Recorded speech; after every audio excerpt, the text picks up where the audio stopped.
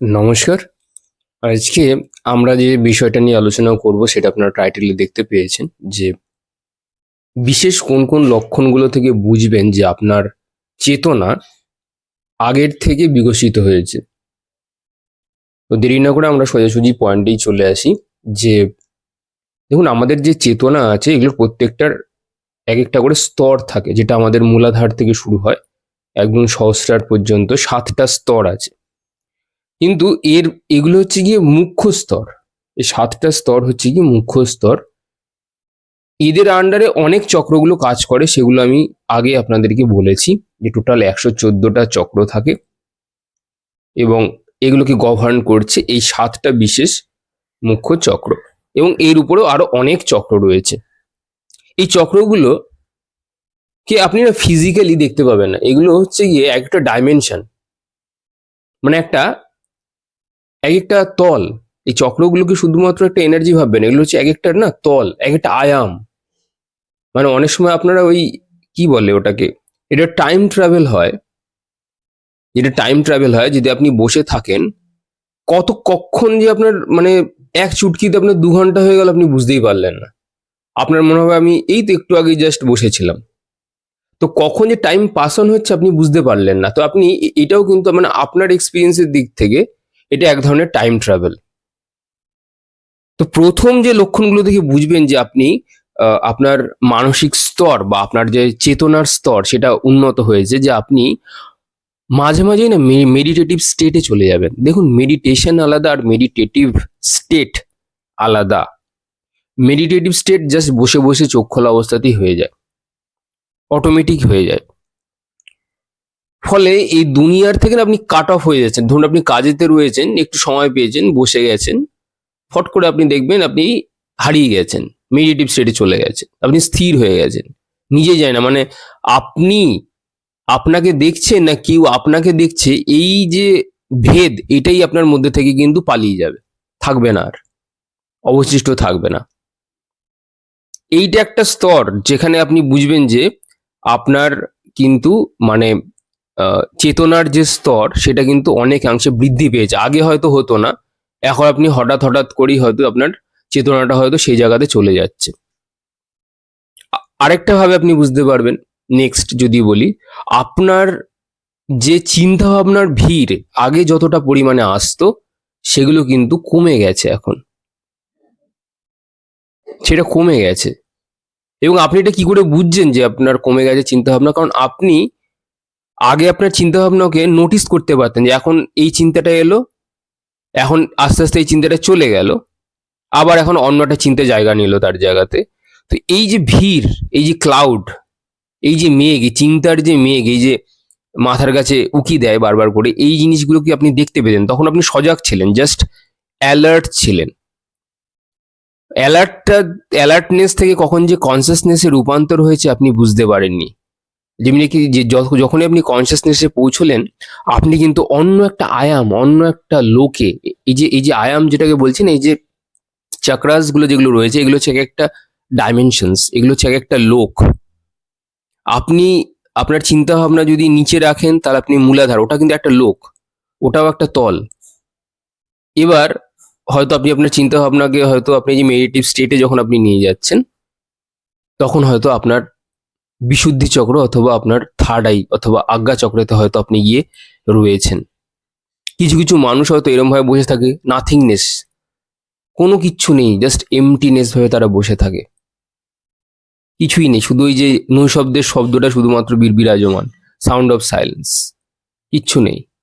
আপনি বুঝবেন যে আপনার আধ্যাত্মিক চেতনা কিন্তু আগের থেকে অনেকটাই বিকশিত হয়েছে। নেক্সট হচ্ছে গিয়ে, ধরুন বাড়ির পাশে প্রচুর ঝামেলা ঝগড়াঝাটি চলছে, কিন্তু আপনার কান পর্যন্ত না হয়তো এসে পৌঁছবে না সেগুলো। মানে আপনার চিন্তাটা এখন বা আপনার যে স্টেট, মানসিক যে অবস্থাটা, সেটা হয়তো এমন একমুখী হয়ে গেছে, এমন কনসেন্ট্রেটেড হয়ে গেছে যে সবকিছুই আপনার কাছে না কোনো আওয়াজ আর আপনার কান পর্যন্ত এসে পৌঁছচ্ছে না, বা বলা ভালো এসে পৌঁছচ্ছে কিন্তু মন অব্দি আসছে না। কারণ কান দুটো তো খোলাই রয়েছে, বাকি সবাই বিরক্ত হচ্ছে। ধরুন বাড়ির পাশে কেউ ধরুন গ্রিল কারখানা আছে বা বাড়ি ঘর দূর ভাঙাভাঙি করছে, আপনার ঘরের লোকরা হয়তো খুব উত্তপ্ত হয়ে যাচ্ছে, কিন্তু আপনি দেখবেন হতে পারে হয়তো আপনার মধ্যে কোনো প্রভাব পড়ছে না। বুঝবেন যে আগের থেকে হয়তো আপনি একটু বেটার স্টেট অফ মাইন্ডে রয়েছেন। নেক্সট কিভাবে বুঝবেন? আপনি আরেকভাবে বুঝতে পারেন যে আপনার আর কথা বলতে ভালো লাগে না, কারণ আপনি এইটুকু বুঝে গেছেন যে যার সাথে আপনি কথা বলছেন তার ভেতরে যে জিনিসটা রয়েছে আপনার ভেতরে সে একই জিনিস রয়েছে, দুজনে একই। তাই কথা বলার প্রয়োজনটুকুও আপনার হয়তো কমে যাবে আস্তে আস্তে। নেক্সট কিভাবে বুঝবেন? আপনি যখনই কিছু বলবেন কিছু ভালোই বলবেন। আপনি কোনো স্পিরিচুয়াল কথা বলবেন, আপনি হয়তো ভক্তির কথা বলবেন, আপনি হয়তো জ্ঞানের কথা বলবেন, আপনি কোনো উচ্চ মার্গের কথা বলবেন, যা শুধুমাত্র আপনাকে নয়, আপনাকে যে শুনছে তারা হয়তো শুনতেই থাকবে, তারা মোহিত হয়ে যাবে আপনাকে শুনে, এবং আপনার সেই ক্যাপাবিলিটিও থাকবে অন্যকে ঠিক রাস্তা দেখানোর। আরেকটা কিভাবে বুঝবেন? আপনার আর কোনো কিছু নিয়েই বিশেষ কিছু আলাপ আলোচনাতে যেতে ভালো লাগবে না। ঝগড়াঝাটি তো অনেক দূরের কথা, আলাপ আলোচনা করতেও ভালো লাগবে না। যদি কোনো কিছু আলোচনা হয় তবে সেটা যদি কোনো স্পিরিচুয়াল জিনিসপত্র নিয়ে আলোচনা হয়। আগেকার দিনে কি হতো, একটা জ্ঞানের সমাবেশ হতো, সেখানে সমস্ত জ্ঞানী লোকেরা আসতেন এবং তর্ক বিতর্ক হতো সেখানে, জানেন তো, ডিবেট হতো। এখনকার যেরকম পলিটিক্স নিয়ে ডিবেট হয়, তখনকার দিনে সমস্ত জ্ঞান চর্চা হতো। এখন তো আর সেগুলো কিছুই মানে নেই, মানে সেগুলো অ্যাকচুয়ালি বলা ভালো হারিয়ে গেছে। এতে না সবারই অ্যাকচুয়ালি লাভ হতো, মানে জ্ঞান চর্চা হলে পরে, ভক্তি নিয়ে চর্চা হলে পরে আহ, সামনের মানুষটা যেরকম লাভ হয়, তেমনি যে জিনিসটা বলছেন তাতেও তার লাভ হয়, এবং যারা শুনছেন তাতে 10টা মানুষেরও ভালো হয়। এখন আর সেসব নেই, যদিও বা সে সমস্ত কালচার উঠে গেছে, তবে আগের দিনে এটা হতো।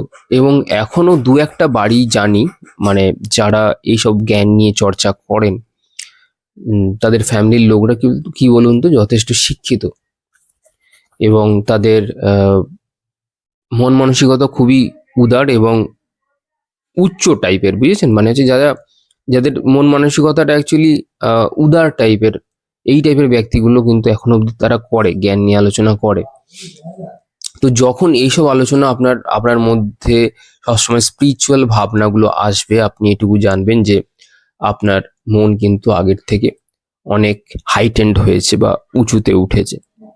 আর কিভাবে বুঝবেন? আপনি মন এবং শরীরের মধ্যে তফাৎ খুঁজে পাবেন। মানে কি বলবো এটা, মানে আমাদের মন আর শরীর যে আলাদা, এই যে ডিস্টিংশনটা আপনি বুঝতে পারবেন। ফলে আপনি আপনার মনকে যে কোনো স্তরে লাগাতে পারবেন বা যে কোনো কাজে ইজি লাগাতে পারবেন বা আটকাতে পারবেন বলা ভালো। এইভাবে আপনি বুঝবেন যে আপনার মনটা কিছুটা উপরে উঠেছে। নেক্সট আপনি বুঝবেন আপনার মনে কিন্তু প্রচুর পরিমাণে সারেন্ডার বা সমর্পণ বা শরণাগতি, এই ভাবটা কিন্তু আসবে। দেখুন, প্রথম তো আমরা যে সমস্ত পুজো পাঠ করবার জন্যে যে সমস্ত রিচুয়ালস গুলো পালন করি, মানে আচার বিচার অনুষ্ঠান, তার উপরে হচ্ছে গিয়ে জপ করা, জপ, তারপরে তার উপরে হচ্ছে গিয়ে ধ্যান, তারপরে হচ্ছে ভাব, তার উপরে হচ্ছে মহাভাব, তার উপরে রয়েছে সমাধি। বুঝেছেন? সবার উপরে রয়েছে সমাধি। তো এই যে পার্টস গুলো, এই যেগুলো আপনাকে বললাম, নিচ থেকে শুরু করে উপর পর্যন্ত, এর মধ্যে না আপনি তফাৎ করতে পারবেন। এর মধ্যে আপনার তফাৎ করতে পারবেন, মানে কিরকম ভাব, ভাব কি কি জিনিস, ভাব কি জিনিস, এটা যদি আপনি বলি যে আমি একটা কোনো জিনিসকে, ধরুন আমি একটা টিকটিকিকে দেখছি, আমার দেয়ালে রয়েছে, আমি মুখে কিছুই বলছি না, কিন্তু তাকে দেখে আমার চোখ থেকে অঝরে জল পড়ছে। এই যে এটা কিন্তু ভাব, এটা একটা মনের একটা অবস্থা, এটা একটা স্টেট অফ মাইন্ড। এটা কিন্তু জব ধ্যান এগুলোর থেকেও ওপরে, মানে জব ধ্যান এগুলো করে কারণ এখানে রিচ করবার জন্য। অটোমেটিক যদি এটা আপনার হয় কোনো সময়, ভাবে চলে যান, তো এটা বিশাল বড় অবস্থা মনের। এরপরে মহাভাব। মহাভাব আমাদের ঠাকুর শ্রী রামকৃষ্ণকে দেখে শিখতে হবে। উনি চোখ বন্ধ করলেই মা কালীকে দেখছেন, সোজা উঠে গেছেন সহস্রারে, এক ঝপ করে চলে যেতে পারেন সহস্রারে। ওনার থেকে ভালো মানে এক্সাম্পল আমি এখান থেকে আর কোথাও খুঁজে পাই না। উনি চোখ বন্ধ করলেন, সেট, উপরে চলে গেলেন, তারও চোখ থেকে জল পড়ছে। মা কালী এসেছে, তাকে খেতে দিচ্ছিল, মহাভাব। মা কালীর সাথে কথা বলছে, দুটো ভালো কথা বলছে, দুটো ব্রহ্মজ্ঞানের কথা বলছে, ব্রহ্মময়ী মা তাকে শেখাচ্ছে, তাকে খেতে দিচ্ছে, তার পা ধরে জড়িয়ে পড়ে রয়েছে। এগুলো সব এই যে এগুলো মনের অবস্থা, এগুলো হচ্ছে মহাভাব।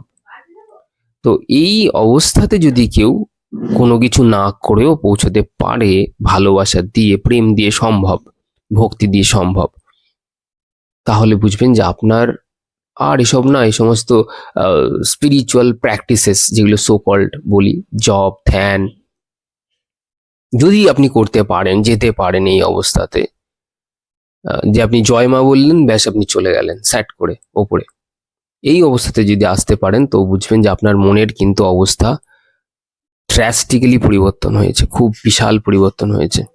হেল অ্যান্ড হেভেন ডিফারেন্স আপনি বুঝতে পারবেন।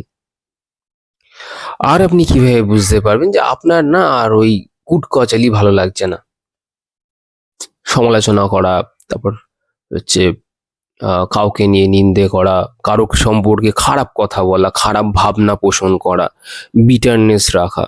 দেখুন, আপনার সাথে আমার হয়তো কথা কাটাকাটি হতে পারে, ভালো নাই লাগতে পারে আমার কথা আপনার, বা আপনার কোনো একটা কথা হয়তো আমার ভালো না লাগতে পারে, কিন্তু মনের মধ্যে কোনো বিটারনেসের কোনো জায়গা থাকবে না, মনের মধ্যে কোনো বিটারনেসের জায়গা থাকবে না। এই অবস্থাতে যদি কোনো সময় বুঝতে পারেন, তো বুঝবেন যে আপনার মন কিন্তু আগের থেকে অনেক বেশি পরিপক্ক হয়েছে। আরেকটা কথা, নেক্সট আমি যেটা বলবো, যে আপনি যদি সবসময় দেখছেন যদি প্রসন্ন থাকছেন, প্রসন্ন মানে হচ্ছে গিয়ে যাই আছে আপনি খুশি, যা নেই তাতেও আপনি খুশি, এই স্টেট অফ মাইন্ডে যদি থাকেন কেউ, তাহলে বুঝবেন যে আপনার মনের অবস্থার অত্যন্ত ভালো পরিবর্তন ঘটেছে। নেক্সট কিভাবে বুঝবেন, আপনি প্রায়শই দেবদেবীর স্বপ্ন দেখছেন, ভগবান শিব, কালী, দুর্গা, কৃষ্ণ, আপনি যেই দেবতাকে ভালো লাগে বা যে কোনো দেবতার স্বপ্ন, সেটা যে কোনো দেবী হতে পারে, ফিমেল গড মেল গড হতে পারে। তো এগুলোকে যদি দেখেন, বা দশমহাবিদ্যা, কাউকে আপনি যে কাউকে যদি দেখেন, তাহলে বুঝবেন যে আপনার স্পিরিচুয়াল যে জার্নিটা সেটা আগের থেকে অনেক বেশি এলিভেটেড হয়েছে, অনেক বেশি ওপরে উঠেছে, এটাতে আপনি বুঝতে পারবেন। আহ, তৃতীয়ত আপনি লাস্ট আমি বলবো যে আপনি যদি দেখেন যে আপনি আপনার শরীর ছাড়াও বাইরে কিছুটা অংশে যদি আপনি অ্যাক্সেস করতে পারেন আপনার মনকে, এটা অনেকটা পরের কথা। যদি কেউ পারে, মানে তার শরীর বাদ দিয়ে বাকি কিছু অংশকে সে যদি কেউ করতে পারে, তাহলে বুঝবেন যে আপনার মন কিন্তু অত্যন্ত স্ট্রং।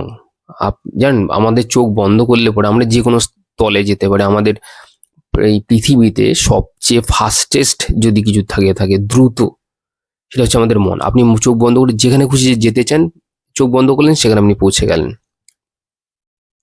ঠিক একইভাবে যদি ওটা সম্ভব হয়, তাহলে আপনি চোখ খুলেও বা চোখ বন্ধ করে আপনি আপনার পাশে যে ফাঁকা অংশটুকু বসে রয়েছে, যে ফাঁকা অংশটুকু রয়েছে, সেখানে যদি আপনি অ্যাক্সেস করতে পারেন কোনোভাবে, কোনোভাবে যে কোনোভাবে, তাহলে কিন্তু বুঝবেন যে আপনার মন একটা অ্যাডভান্স লেভেলকে ক্রস করেছে, বা অ্যাডভান্স লেভেলকে টাচ করেছে বলা ভালো। এটা কিন্তু সবার মধ্যে হয় না, এটা খুব মানে রেয়ার একটা কথা বললাম। এটা সম্ভব, এটা আমাদের যে শরীরের যে স্তর আছে এগুলো দিয়ে এটাকে অ্যাক্সেস করা সম্ভব হয়, একদমই সম্ভব।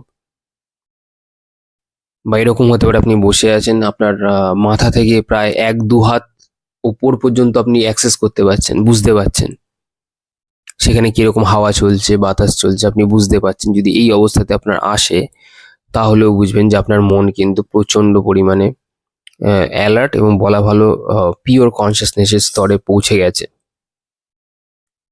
আর একটা জিনিস, আমাদের শরীরে যে নার্ভ এন্ডিংস গুলো আছে, যে নার্ভ গুলো চলাচল করে, এটাও যদি আপনি বুঝতে পারেন কোনো একটা সময়, তাহলে বুঝবেন আপনার মন সত্যিকারের একটা হাইটেন্ড স্তরে চলে গেছে, উচ্চতর স্তর। মানে কি বলবো, এবার দেখুন একটা জিনিস আছে এখানে বলবার। আমাদের যে ৭টা চক্র আছে, যে ৭টা মুখ্য চক্র আছে বলা ভালো, সব সময় কিন্তু মন ওপরে থাকে না। সব মন কিন্তু নিচে নামে, নিচের কাজ করে আবার উঠে যায়। কিন্তু প্রধান মানে নিচের কাজ করে আবার, মানে লোকটার স্বভাব কি, মানে ব্যাপারটা হচ্ছে ধরো আহ, তার ধরো বিবাহিত জীবন আছে, তার হয়তো সে হয়তো নিজের কাজ করবার জন্য সে হয়তো মিলন করতেই পারে তার ওয়াইফের সাথে, এবং তারপর হয়ে যাওয়ার পরে সে আবার টং করে একদম উপরে উঠে গেল, হতে পারে। মানে ম্যাক্সিমাম সময় সে কোথায় থাকছে, ম্যাক্সিমাম সময় কি তার মেডিটেটিভ স্টেটে যদি কেউ থাকতে পারে, সবকিছু করেও, আমি বলছি সবকিছু করে, রিগার্ডলেস অফ ডুইং এনিথিং, তাহলে বুঝবে যে সে ব্যক্তি কোনো, যে সে ব্যক্তি নয়, বা তার মনকে মানে সরিয়ে দেওয়া বা ডিস্ট্র্যাক্ট করা অতটা কিন্তু কঠিন নয়।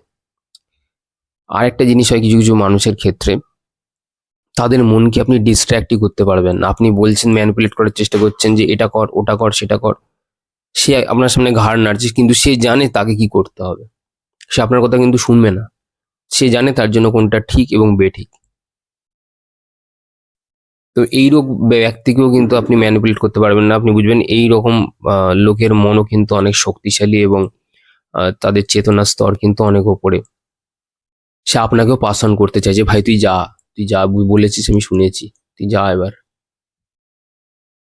এই যে নিজের উপর যে কনফিডেন্স, এটাও কিন্তু একটা বড় ব্যাপার। দেখুন, কনফিডেন্স আর অহংকারের মধ্যে কিন্তু তফাৎ আছে, প্রথমে আমি বলছি। কনফিডেন্স হচ্ছে সেটা যেটা আপনি অরিজিনাল সত্যটাকে জানেন।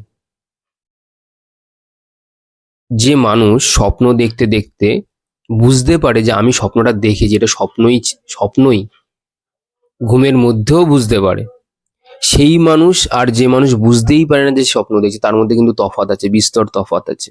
বোঝার চেষ্টা করুন। একটা মানুষ যে ঘুমিয়ে আছে সে বুঝতে পারে যে আমি এখন ঘুমিয়ে রয়েছি, আর একটা মানুষ যে ঘুমিয়ে গেলে জানে না সে কোথায় গেছে। দুটো মানুষের মধ্যে কিন্তু তফাৎ আছে। তো সেই ব্যক্তি কোনদিনও তাকে শেখাতে পারে না, মানে যে ব্যক্তি ঘুমের মধ্যে পুরো বিলীন হয়ে যায়, সে জানেই না সে কোথায়, আনকনসিয়াস লেভেলে চলে যায়, তাকে তখন তার পুরো ফুল বডিকে আনকনসিয়াস মাইন্ড কন্ট্রোল করে।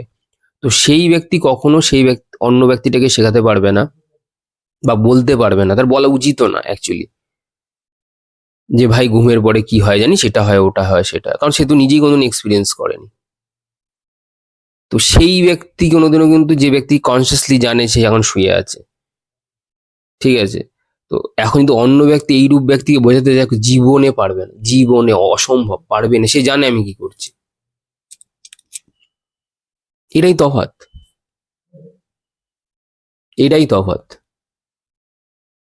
তৃতীয় নম্বর হচ্ছে ইন্দ্রিয় সংযম। এই যে বেগ, শরীরের যে বেগ নিয়ন্ত্রণ করা হয়, ক্রোধের বেগ, কামের বেগ, যে ব্যক্তি নিয়ন্ত্রণ করেছে সেই ব্যক্তি মনুষ্য শ্রেষ্ঠ। যে তার বেগকে কন্ট্রোল করতে পারে সেই ব্যক্তি সত্যিই মনুষ্য শ্রেষ্ঠ। যদি কেউ করতে পারে, নিজের ক্রোধকে আটকাতে পারে, নিজের যত বেগ আছে শরীরের নিয়ন্ত্রণ করতে পারে, তো এই ব্যক্তি ইজ আনপ্যারালড। তাকে যদি কেউ, এখন অন্য কেউ আসে বোঝাতে, সে ব্যক্তি তো জানে নিজেকে ইমোশনকে কন্ট্রোল করতে পারে, তাই সে বলবে হ্যাঁ হ্যাঁ ঠিক আছে ঠিক আছে বলে, সে জানে actually সে কি করছে।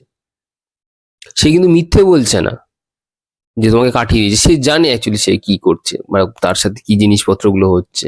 তাকে হয়তো অন্য কেউ শেখাচ্ছে, তাকে হয়তো কোনো দেবী আছে শেখাতে, বা কোনো দেব আছে, বা অদৃশ্য কোনো শক্তি আছে যে ব্যক্তিকে শেখাচ্ছে। এই যে ধরুন আপনি ধরুন জব করতে বসেছেন, বা ধরুন জব ফব ভুলে এসব এসব আমি, এসবকেও আমি দূরে সরালাম। খুব সিম্পল কথা, আপনি চুপ করে বসে আছেন কোনো কিছু ছাড়া, কোনো কিছু অটোমেটিক আপনার হাতে ধ্যান মুদ্রা লাগছে, অটোমেটিক আপনার ধেনু মুদ্রা লাগছে, বিভিন্ন রকম মুদ্রা হচ্ছে অটোমেটিক, আপনার মালা জপ করেন যেরকম হাতে সেরকম কর গণে অটোমেটিক তার সাথে হচ্ছে। কেন হচ্ছে? যখনই ও পিওর কনসিয়াসের সাথে টাচ করছে না, যত রকমের ক্রিয়া আছে সব তার মধ্যে দিয়ে হতে থাকবে, কেউ কিচ্ছু করতে পারবে না। এটা আপনার মানে কেউ তো এই জিনিসগুলোকে কে বোঝাবে তাকে? তার সঙ্গে যখন এই অটোমেটিক মুদ্রা হচ্ছে, অটোমেটিক কোনো জিনিসপত্র ঘটছে, তখন তাকে জ্ঞান দেওয়ার জন্য কিন্তু বাইরের মানুষগুলো নেই। এমন তো আপনারা বুঝতে পারছেন যে তখন যখন সেই ব্যক্তিদের সাথে যে সমস্ত মনের এগুলো কিন্তু মনেরও একটা ভাব, ধেনু মুদ্রায় অটোমেটিক মুদ্রা লাগছে, তখন কিন্তু এই যে সোকল্ড ব্যক্তিরা যারা বোঝাতে আসে এই সমস্ত ব্যক্তিদেরকে, তখন কিন্তু তাদের কাছে কিন্তু আপনি জিজ্ঞাসা করুন এগুলো কেন হচ্ছে, বলতে পারবে না, কিন্তু এক্সপিরিয়েন্স নেই তাই জন্য বলতে পারবে না। কিন্তু এরাই আবার সংসার রিলেটেড কিন্তু জ্ঞান দিচ্ছে, এই জন্য এই টাইপের ব্যক্তিরা এদেরকে অ্যাভয়েড করে যায় যে ভাই তুই যা, আপনার কাছে সলিউশন থাকতে হবে। আপনার রাত্রেবেলা ঘুম উড়ে গেছে ধ্যান করতে করতে, কেন এটা হচ্ছে? তার মানে আপনার এনার্জি একটা জায়গাতে সঞ্চিত হয়ে গেছে আপনার মাথার উপরে, পুরো বডিতে এবার ডিস্ট্রিবিউট করতে হবে। ধ্যানের পরেও কিছু প্রসেস আছে, তো আপনার কাছে সলিউশন নেই, আপনি সংসারের কথাবার্তা তাকে বলছেন, সে তো বুঝবেই না আপনার কথা। সে জানবে ভাই তুই যা, কি বলবে এছাড়া? এই যে অটোমেটিক যে মুদ্রা যে লাগে, এগুলো কেন লাগছে বলতে পারবে কেউ? সাইন্টিফিক ব্যাখ্যা দিতে পারবে? এগুলো সাইন্টিফিক ব্যাখ্যা একজনই দিতে পারবে, কে জানেন? স্বয়ং পরব্রহ্ম। আমি তাকে মা কালী বলি, দেবী শক্তি বলি, সে দিতে পারে। সে আমাকে মানে এক সময় বলেছিল এ কথা, জিজ্ঞাসা করেছিলাম, কথাটা হাস্যকর লাগবে সবার কাছে। বলছে আমাদের মনে যখনই মানে আমাদের যে এনার্জি সেন্টার আছে, যখনই এটা সহস্রারে গিয়ে টাচ করে, সহস্রারটা কিন্তু আমাদের মাথার 2 ইঞ্চি ওপরে রয়েছে, একটু সামান্য উপরে রয়েছে, মানে বডি থেকে বাইরে রয়েছে। যখনই এখানে গিয়ে কোনো সাধারণ ব্যক্তির টাচ করছে, নর্মাল একদম অর্ডিনারি পার্সনেরও যদি টাচ করে, তখনও আপনার এই জিনিস, এর যৌগিক ব্যাখ্যা হচ্ছে এই যে যখন আপনার মূলাধার গিয়ে সহস্রার গিয়ে লাগছে এমন একটা চক্র যেটা আছে নন ফিজিক্যাল, তো ফিজিক্যালের সঙ্গে যখন নন ফিজিক্যাল টাচ হচ্ছে, বুঝতে পারছেন, মূলাধার হচ্ছে গিয়ে ফিজিক্যাল আর সহস্রার হচ্ছে গিয়ে নন ফিজিক্যাল, তো নন ফিজিক্যালের সঙ্গে ফিজিক্যালের যখন ধাক্কা লাগছে, এক অদ্ভুত ফিজিক্যাল নন ফিজিক্যাল এনার্জি তৈরি হচ্ছে। এবার কি বললাম, এটা সংকর সংকর ধাতু হয়ে গেল, মানে সংকর জিনিসপত্র হয়ে গেল, মিশে গেল, ফিজিক্যালের সাথে নন ফিজিক্যাল মিশে গেল। But K powerful? Non physical obviously powerful more than physical. তো এখানে যে ফিজিক্যাল নন ফিজিক্যাল জিনিস যে তৈরি হলো, দুটো একসাথে মিশে যে জিনিসটার জন্ম হলো, সেটাই হচ্ছে কি মুদ্রাগুলো হচ্ছে। মানে ফিজিক্যালি আপনি দেখতে পাচ্ছেন মুদ্রাগুলো হচ্ছে, কিন্তু আসলে ওটা মহাভাব। কি বললাম বুঝলেন? ফিজিক্যাল যখন নন ফিজিক্যালকে গিয়ে টাচ করছে, ফলে যে ভাব তৈরি হচ্ছে সেটা প্রকাশ পাচ্ছে আপনার ফিজিক্যালিটি দিয়ে। ওই যে এই হাতের অটোমেটিক কর হচ্ছে, আপনার শরীর পুরো শেক করছে, এগুলো হচ্ছে ভাব, এগুলো ভাব হচ্ছে আপনার মধ্যে। ওই ওই ওই নন ফিজিক্যাল যে ডাইমেনশনটা আছে ও প্রকাশ করছে, ওকে নন ফিজিক্যালকে প্রকাশ করতে গেলে পরে ওর ফিজিক্যাল কোনো ইনস্ট্রুমেন্ট দরকার। আমাদের শরীরটা হচ্ছে কি ফিজিক্যাল ইনস্ট্রুমেন্ট, আমাদের শরীরটা হচ্ছে কি ফিজিক্যাল ইনস্ট্রুমেন্ট। এবার ওর ভাব প্রকাশ করছে এটা দিয়ে, পরব্রহ্ম ভাব প্রকাশ করছে এই শরীর নামক এই ইনস্ট্রুমেন্টটা দিয়ে, এই জন্য এগুলো হচ্ছে। বুঝতে পেরেছেন? এবার কথা হচ্ছে এটা কি করে ঠিক হবে? সঙ্গে সঙ্গে আপনার মূলাধারকে টাইট করতে হবে, আপনার মূলাধারকে টাইট করতে হবে, আর ব্রেথকে নিয়ে আসতে হবে মূলাধারে। যেই মুহূর্তে নিয়ে আসলেন সব গায়েব হাওয়া। তো আজকে এই অবধি থাক, অন্যদিন আবার অন্য কিছু নিয়ে আলোচনা করবো। আপনারা সবাই ভালো থাকবেন, ধন্যবাদ।